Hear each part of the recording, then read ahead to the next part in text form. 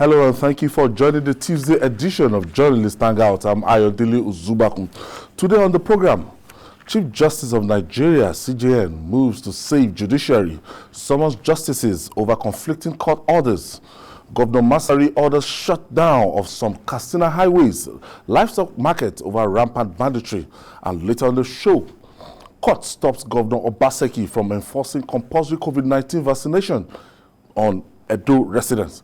I'll be hanging out with Babajide Kolade Otitoju and Chiawo Lamoke Wakwa. So if you're ready, let the hangout start now.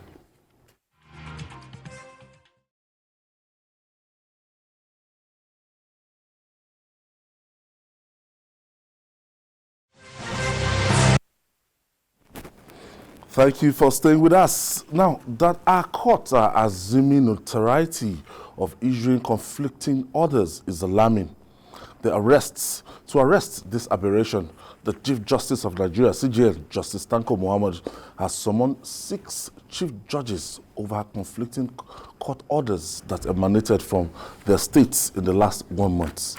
The affected judges are those of Rivers, Kebbi, Cross River, Anambra, Jigawa, and Imo states.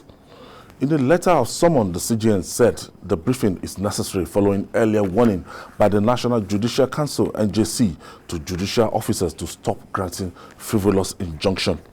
Julie, it's been like a child play, and this is not the first time we've been experiencing something like this. If you remember when the People's Democratic Party had their problem, that when they had two factions, one faction being controlled by the former Kaduna State Governor and another faction being controlled by the former Borno State's Governor. People were shopping for ex parte order around the country from different courts of concurrent jurisdiction, and this makes it so confusing and worrisome. The case study here now, when you look at the case of the national chairman of the People's Democratic Party and the Anambra governorship election. In fact, at a point in time, the Independent National Electoral Commission came out to tell Nigerians that if care is not taken with this conflicting order, we might not know who will stand as candidates for the November 6th governorship election. Jide, over to you on this. Yes, and I think the CJN has done the right thing by summoning those the chief judges of those states, because it is the responsibility of the chief judge of a state to assign cases to judges. So when you assign a case to a judge, it means that you as the chief judge can vouch for not only the competence of that judge, but his impartiality and independence, because all those three qualities are important if you are looking for a good judge.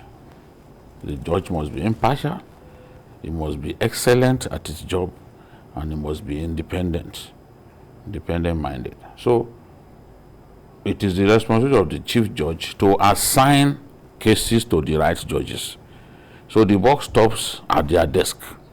And I can understand why the CJN sent for them, because, look, the question that would then be asked is, what kind of judges are running the courts in your states?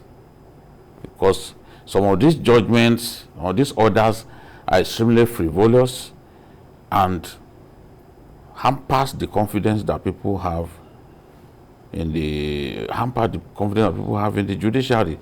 For example, on the Anambra matter, because INEC was increasingly at the receiving end of the Jakara injunctions that the politicians were goading the judiciary to give them.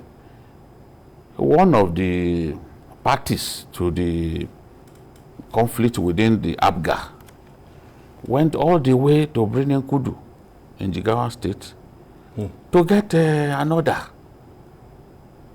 So the judge, in giving that order, did not even think about jurisdiction.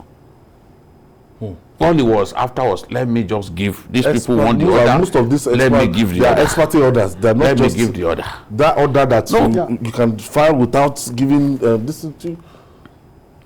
Ideally, and it happened even in the case of Secondus. A court in Rivers State said Secondus should stop parading himself as the national chairman of the party, should stop attending even meetings of the party. Fine.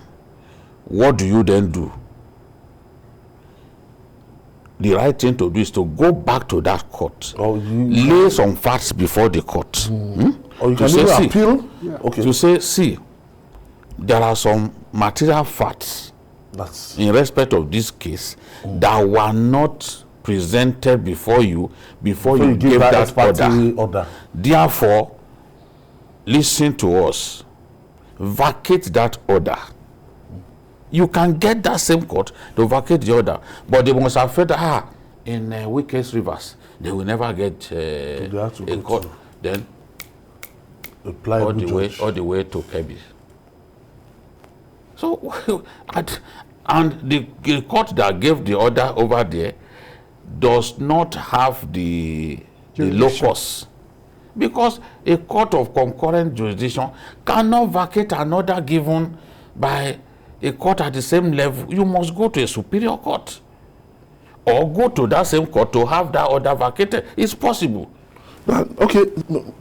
Wako, why is it that it's difficult to have like a central data for these court cases and court information, that if somebody in that same case had already approached Rivers State High Court and me, I want to go and get another counter order in Kebbi, why can't there be a central information system that we say, look, this is ongoing in Rivers State, you guys pursue whatever you are pursuing in Rivers State, you don't need to come here. I'm not even talking about maybe maybe it's a state crime or nothing. Or what I'm trying to say is that at least something that will give information.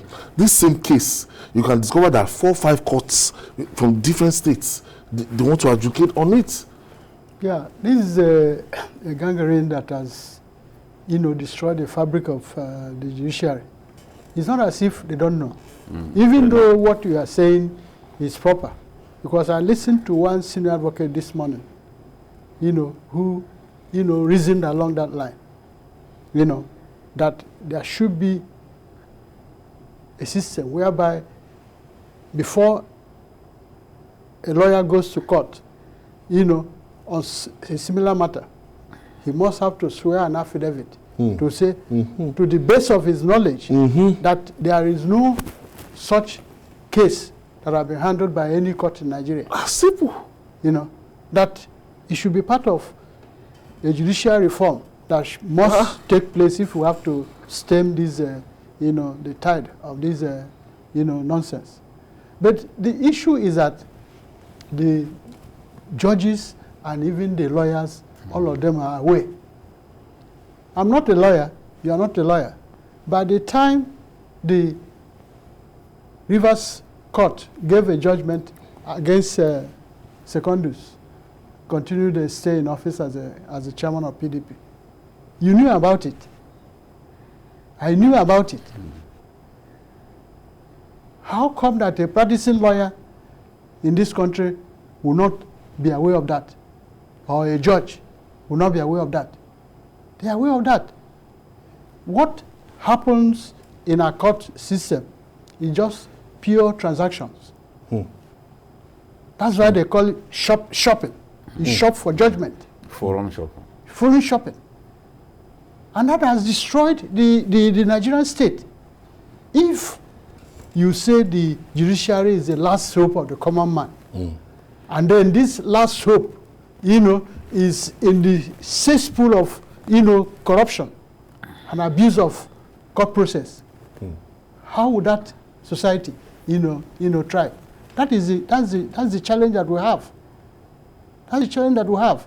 I don't have so much faith, even though what the CJN is about to do, is the right thing. But I don't have so much faith in it because virtually every CJN in Nigeria have done similar thing.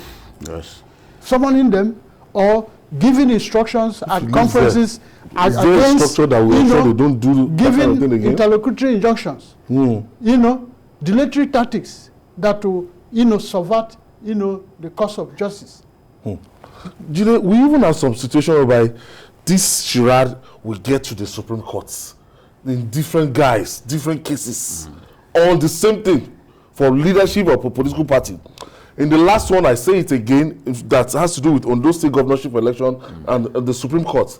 It took the knowledge, wisdom for the Supreme Court. They had to consolidate everything together and say, no, we are not going to attend to this, in bits and pieces. Yes. All the cases that has to do with leadership of PDP, we are going to put it together and we are going to dispense of it. And that was what the Supreme Court did that day. Yes, because it was clear that the former governor of Borno State, Ali Modu Sherif, was just bent on wasting the time of the party and wasting the time of the courts. He and Jimo Ibrahim. no, the man is dead now. I was even referring to the tussle for the chairmanship. Okay. He was on the same side with the late politician from Ogun State, the one that died of COVID. Buruji Kashamu. They knew they were going nowhere, but they kept at a point. They were accusing the judges of having taken money, so that increasingly they will be changing the judges, so that the case will drag on. That was what Jimo Ibrahim and co were doing back then. Yes, to put down so that Jegede will not have the time to prepare for the election. And they succeeded to a large extent because Jegede barely had up to 2 full days. At the end of the day, it was to prepare for the election. The case was So at the end of the day, it took the Justice Onogen was very angry. He descended heavily on the lawyer. He got the lawyer punished. Until we get to that point, these people will not stop. In this country, senior lawyers went before the Supreme Court and asked the Supreme Court to reverse itself.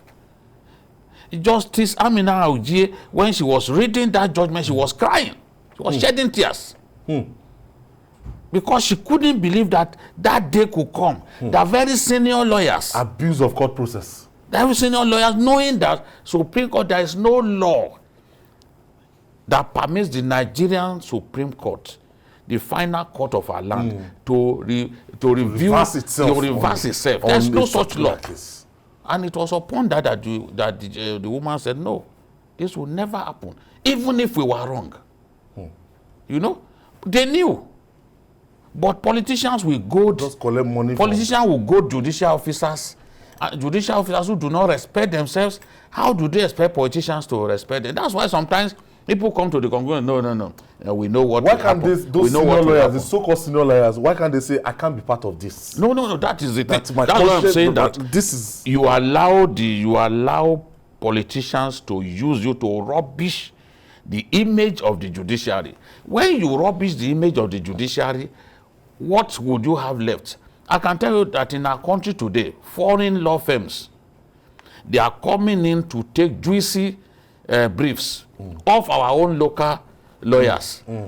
Juicy briefs in the oil and gas, juicy briefs connected to financing, merger, trademarks and all that. They are coming, they are in our country taking those briefs. No, they take over. The foreign companies are more, they trust them more.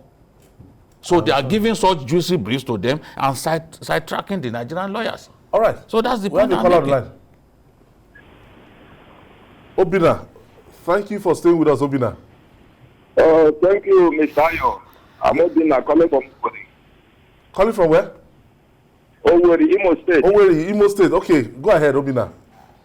Mr. Jide, good evening. I agree to Nazi. And the other guy in the studio. Yes, Chiawu Lamoke. Welcome. Please, I want to comment on the issue you are discussing. The issue of, as the Ambassador has listed, the issue of River State, PDP court in River State, it's an expected order. You know, it's an expected order that is time-bound. You know, Mr. Secondus ought to have gone back to the same court, not going to other court of concurrent jurisdiction. You know? So, CJN inviting the Chief Justice of the state, for me, is a kind of making the matter look friendly. There should be sanction, direct sanction, targeted at those specific judges. You know, calling CJN Chief Justice of the state doesn't make sense. Direct sanction through NJC to those judges, so that others, their colleagues, will now learn a lesson. Nigeria has gone beyond calling people on a ransom and advising them. They don't advise them. They knew what they were doing. Thank you. I think that will come later. After interfacing with those chief judges, I expect that the CJN will get those judges to face the NJC, and they should be punished. And even lawyers should be derobed. Yes. Even since the NBA has expressed a willingness to toe the line of the CJN and punish lawyers who come up with frivolous applications and all that. So they should if we are not lawyers, as Chiawo said, if we knew that these cases were there and that they were before courts of concurrent jurisdiction, why would people who are trained as lawyers? It's not a case of they not being aware.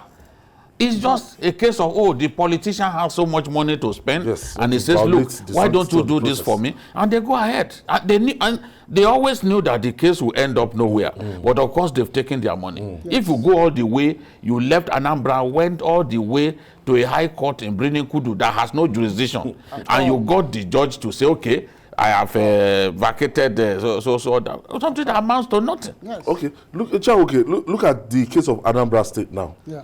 INEC is expressing their reservation and even embarrassment that the way court orders come every day ahead of this election, today they will publish a list that has to do with candidates, and they have a deadline to even do that now. Yeah. That at so day to the governorship election, they must put so name out. When they put it out, somebody is busy going to the Court of Appeal, and another person is busy eyeing the Supreme Court just because before this November 6th. So INEC, they will be facing the problem of printing their ballot papers, printing their other documents, despite the fact that yes, this party will be accommodated, but the names and everything that has to do with logistics. Yeah, is a total disorder in our system, and that is why we are focusing on the NJC. That has the powers to deal with this quagmire. But the unfortunate thing why we keep on having this conundrum is the fact that both the judges and the lawyers have not been sufficiently disciplined. No. To the point where people will be afraid to commit such, atrocities. Tell me in Nigeria how many judges you've seen that has gone behind the bars. Despite obvious cases of abuse of, the court process by the judges. Tell me anyone. But in US, is a normal thing for a judge to be handed 28 years in jail for collecting bribe. 28 years. Here in Nigeria, if, for instance, one senior advocate, was found wanting and he was is arraigned before the court, you will see 30, 50 or more senior advocates, on a kind of solidarity, solidarity with the one of their own, as if they are above the law. Nobody is above the law, even including the state. I've even seen them. The level of corruption. Sue agency. I've seen judges sue agency. Yes. The level of corruption has gotten to the extent that, as at now, the courts are on vacation. People get vacation judges to come and sit on those kind of matters. And it is not a regular thing that, look, vacation judges are meant for expedient matters that, look, the backlog, so that has to do with time frame. But people still get judges on vacation to attend to this expertise. You can now see why it makes sense to bring those CJs of the states. Because a judge won't assign a case to himself. It is the chief judge that assigns. You can see why it makes sense. Before you assign, you must have the particulars of the case. You know what the case is about. So these judges themselves, these chief judges, they are culpable. They are culpable. Sometimes they know who is a pliable judge, and they go ahead to cherry pick the pliable judges. Yes, so you go and handle. That's why it makes sense to do what they have done. We've seen chief judges arrest judgment. It happened in Abuja now. Yeah. A chief judge arrested a judgment just at the point when, because he saw that it would go against his person. A CJN once did it. Yes, a CJN did it in our country. Yes. So they too are just like the small lawyers and the small judges who are doing all of this. Terminates at the Court of Appeal. Yes. It doesn't have anything to do with Supreme Court. You see, the Supreme Court arrested the judgment. Yes, because he saw what was coming and he was no. The Sultan would not be happy if this should happen and all that. That's how Baba Salami, was frustrated out of the judiciary. They kept him on suspension until his time for retirement was due. And there were just two of them, two judges who witnessed what happened. They lied against him. By the time that new CJ, because that was the person who was next to the CJN, that was Dairu Mustafa, the late Dairu Mustafa. Now, by convention or by practice, it is the CJN that nominates a successor to himself. So Dairu Mustafa must have thought that if he did not side the CJN against Baba Salami, that Katsina Allo will not nominate him. You have to be loyal to Katsina. Yes, that was what he did. And he accused Baba Salami of lying against the CJN. And then Jonathan, I'm coming. Jonathan had to now be told to wield the big stick. Immediately, he became the CJN himself. The first thing he did was to tell the president to lift the suspension. So the president now said, okay, what has changed? Between now and then. If you realize that you lied against this person, you wronged him, then put it in writing. They refused to put it in writing. That was how Baba Salami remained on suspension, because it was first suggested, he wanted to promote him to the Supreme Court. And the man said, no. My junior, if you promote me to the Supreme Court, I will kill behind my juniors, people that I trained. Let me remain here as PCA and finish my career at the Appeal Court. That's what we go. That's the nature of our judiciary. Hello? Okay. That's the nature of our judiciary. You imagine all kinds of deals in the high places within the judiciary. And as I said, a time will come when you see that all those even big briefs, foreign lawyers, because they're already coming to our country. Lawyers like Dentins, White and Case, they are already taking the big briefs of Nigerian lawyers. All right, we take this break. It's still Journalist Hangout. We'll be right back after this breather. Please stay with us.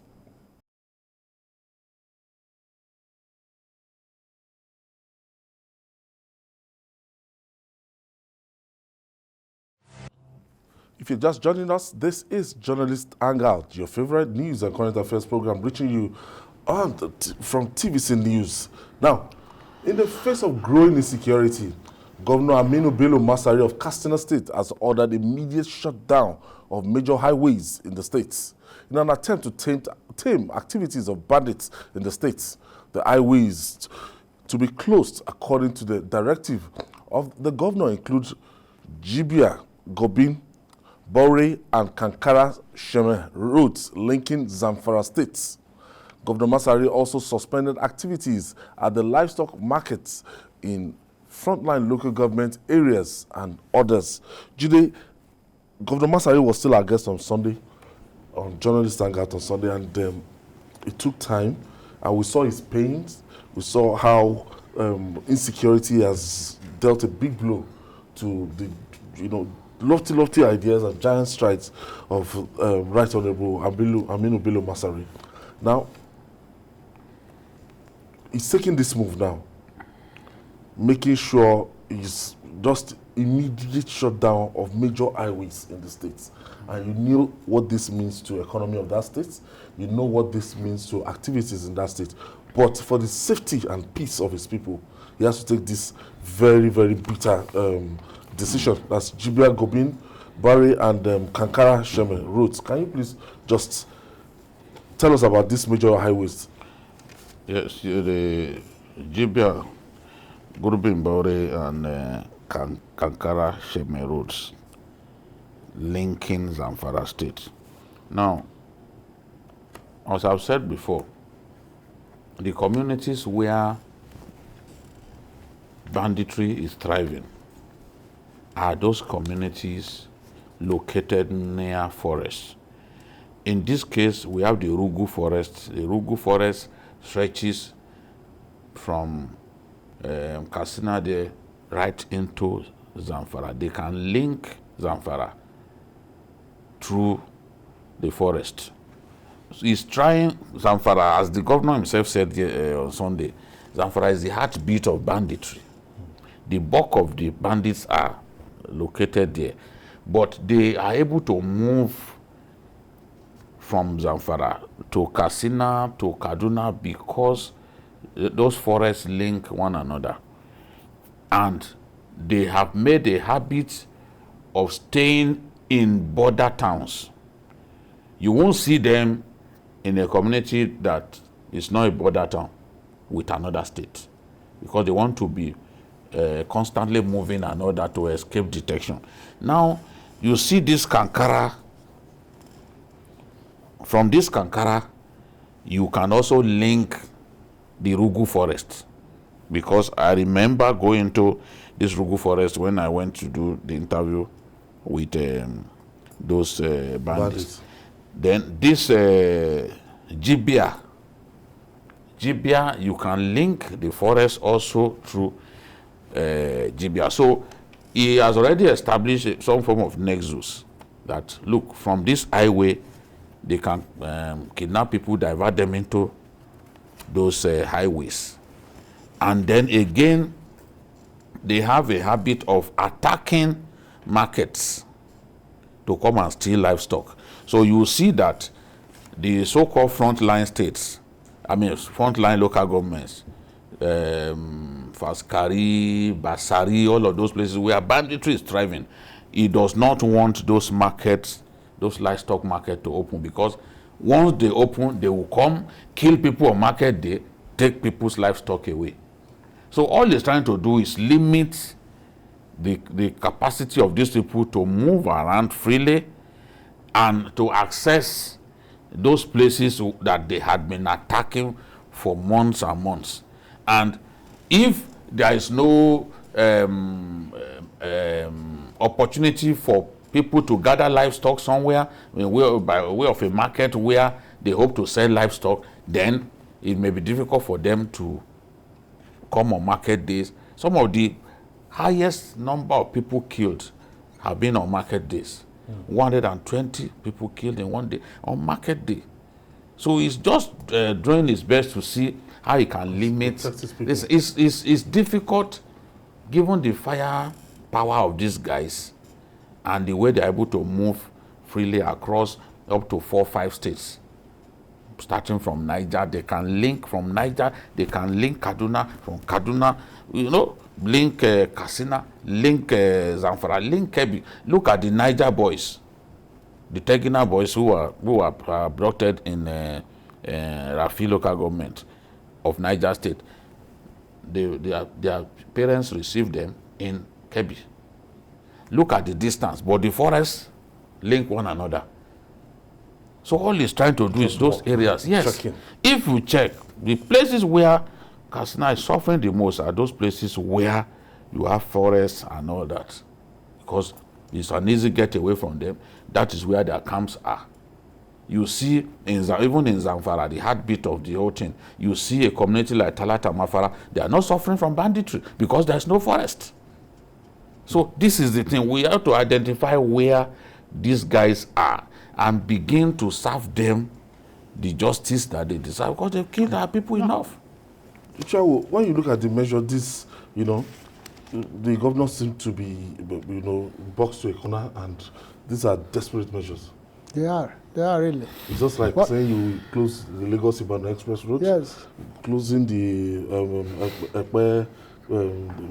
Express Road. Yes, the governor seems to me like a drowning man who clutches every straw. How long will those roads remain closed? That's the question we should ask him. How long will those markets remain closed?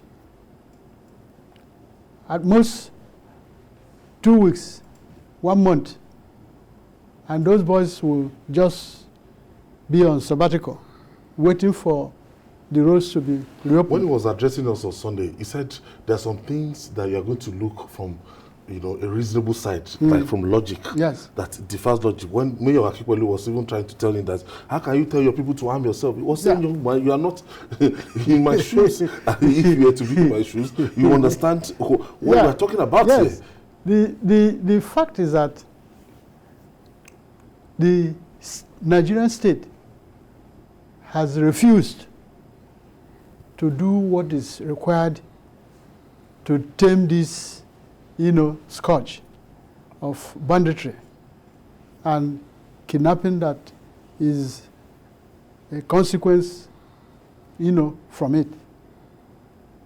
Now, if you look at our borders in the north, how are they protected? I've listened to a lot of governors and even the political establishment in Abuja saying that there is no way the Nigerian state can shut our borders against their kiss and kin in Niger Republic, in Chad, you know. And what does that mean? That means that our borders are very porous for anybody who wants to enter, And it is through this means that some of these arms that are in the hands of these bandits, you know, get to them. Because we cannot, you know, overemphasize the fact that without proliferation of arms, these bandits will not be active. How far have we gone in taking these arms away from these people or blocking all the channels? How far have we gone? Look at the case of the 400 bureau de change operators that have been financing Boko Haram. You know, prosecuted. They've not been prosecuted. When they were arrested, they were given excuses hiding under the refuge of the judicial workers' strike. That once the strike, you know, is over, they are going to put them on trial. But it's more than 1 month, getting to 4 or 5 weeks since they resumed. What has happened? So these are the fundamental issues that have not been addressed.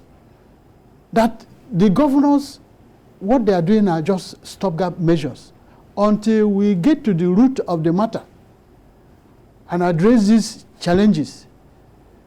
we cannot solve the problem. How many of these boys have been arrested and put on trial and convicted by the courts?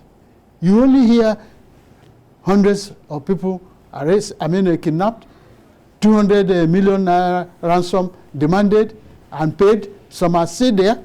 You don't get to hear that these people have been arrested, they've been put on trial and convicted. So we keep on moving in circles. Well, I think imagine them when we one-on-one. look at what this governor is trying to do, we are the people who sometimes accuse governors of not doing anything and leaving everything to the president. He has identified the routes through which these guys operate, come into communities to kill people. And those routes are linked to Zamfara State. Now, once you block them from using, these are not, people can access Kankara and other places without necessarily using these routes. You understand? Because I've gone to Kankara before, I didn't have to go through this route. But they that are criminals have their own peculiar routes. And he's saying no, they should, that the road will remain closed. That way, the people can have a breather. Just like the notorious Abuja. You can see that, yes, because we concentrated on it, and every time we are shouting here, you hardly hear any news about that place anymore. Because they concentrated on the place, the road shoulders were expanded, they cleared the weeds, overgrown weeds near the road. Now, if you are driving, you can see far, and they were bombing them. So they've left those places, and they are concentrating on other areas now. That's the issue. Yes, well, then we will go after them in those areas until they are exterminated. The governor, if he had that this is the route through which these guys come to kill his people, and it's not really the main road, and he's saying no more, nobody should use that place anymore, at least there will be breather. Let us see where they want to pass through again. That is the thing, because they don't live with the people. You know, he said something on Sunday. He said, as long as you are in that forest, I don't see you as a decent person. Decent people should live with the people in the community. What are you doing in the forest? So now let's localize them into those places. Let's make access to those communities more difficult for them, or if not possible, so that the carnage will come down. Every day they are killing people in Katsina. You can't just sit back. When he was spending money on amnesty, he said, see, I'm just a lucky man. I'm not better than people being killed. My own mother was a milk seller. I'm the son of a milk seller. Just a woman selling furade. No. You know, it's just fortunate to be governor. He said, it could be me being killed. And that if he didn't do anything, that he thought that was the solution. It turned out that it was not the solution, because other states did not embrace the amnesty option. Look at Kano. Kano was probably the first state to do the amnesty program. Today, all of the bandits that used to be in Falgore Forest, they left. And Kano is one of the most peaceful states, if not the most peaceful, in the far north. So governors should take steps on their own, rather than constantly waiting for the president to lead the way. I think this is what Governor Masari has done, and we really have to encourage him not to relent. I'm happy to see people being trained, and they are armed. You saw the videos being trained. So it's not simply a case of individual. You as an individual go and carry arms. Government is training 3,000 people that it will deploy to those communities. So that's Amotekun coming to Katsina. Whichever way we look at it. Yes. And they've been kitted. They are training. We saw the video. So he is just desperate to end this nonsense in his own way. The methods may not be foolproof, but at least, no matter what, it will achieve something. All right, and finally, it appears the battle to contain the COVID-19 pandemic in Nigeria is shifting to the courts. A desperate attempt by Edo State Governor Godwin Obaseki, mandating all residents of the states to get vaccinated, attracted a lawsuit A federal high court sitting in Port Harcourt has granted an order restraining Governor Obaseki from enforcing the directive for compulsory vaccination by residents. This is serious. It is. It is. This, I mean, Ayo, this is a phenomenon, you know, that we've seen. Somebody has gone to court. Yes, you know, all over the world, including US and UK.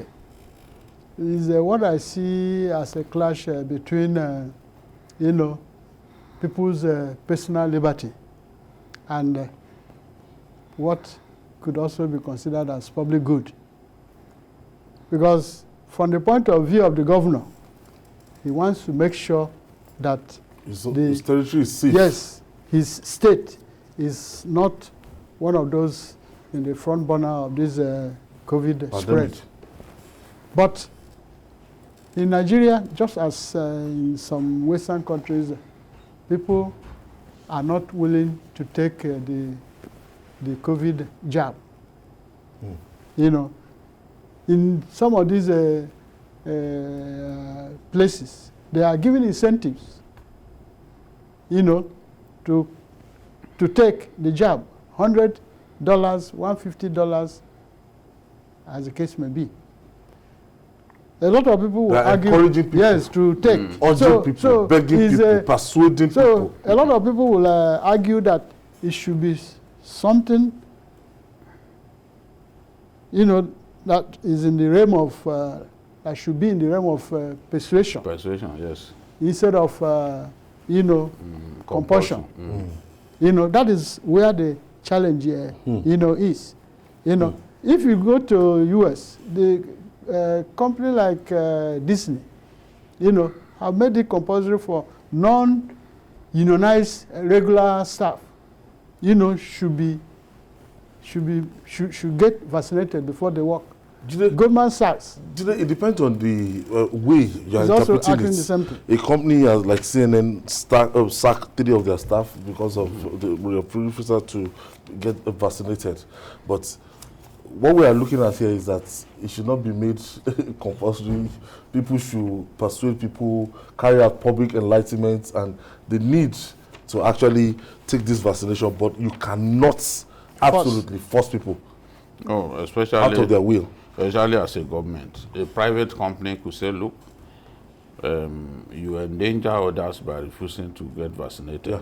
Therefore, you can't morally keep your job. CNN could do that. But as a government... TVC here, they've communicated to head of departments that let's know your status, if you've been vaccinated or not. Yes. But to force people to do it when there is no law in place in our country, making it mandatory will be counterproductive. And the governor should have known that, look, if you are tempted to do that, it will be resisted. And that's what we have seen. The governor took the decision saying from the second week of September 2021, large gatherings will only be assessed by those who have taken at least 1 jab of the vaccine. People will not be allowed into worship centers, churches and mosques, even event centers. You can no longer access banking services if you have not been vaccinated. Of course, if you come up, yes, people, you will be resisted, because across the world, governments are persuading people. They are not forcing people. They are not forcing people. I was watching the Manchester United coach or manager, as they like to call them in Europe. He was asked the question because the team's second goalkeeper, the number 2 keeper, Henderson, came down to COVID and he was being treated. So they now asked him, is it that the club has not vaccinated all its players? Why would a player catch this virus? He now said, see, we continue to talk to them. We can't force them. We can't force them. That some of these issues are personal to many players. Some of them are based on their religious convictions and all that. So he said we can't force, we will only continue to appeal to them. And I think that is what I will encourage Governor Judy, I think we have Obaseki. Hassan from Abuja. Okay. Thank you for staying with us, Hassan. Thank you, Ayo. Ayo, I'm so sorry. I'm going to take you a little back with real quick. All right. I just need 2 minutes. Please go ahead. 2 minutes. Ayo, you see, I want to talk about Katsina and Masari. I think if anybody wants to be fair to Masari, Masari is the only governor that has seen and he has tried almost every option to curtail this menace. When somebody is saying he's closing markets and closing roads for 2 weeks, 3 weeks, 4 weeks, let him close it for a year. If a person dies today in Nigeria, let the whole system stop. Let us hunt these killers. Stop everything. The system should just stop. Everything should stop. Close businesses. Let's hunt these people and get it done. Masari is on the right track. Anybody saying Masari, and if you talk about taking them to court, you know our judicial system. In fact, when he catches them, when the state catches them, some of them are even being brought to Abuja by the DSS. And you know the process in our judiciary.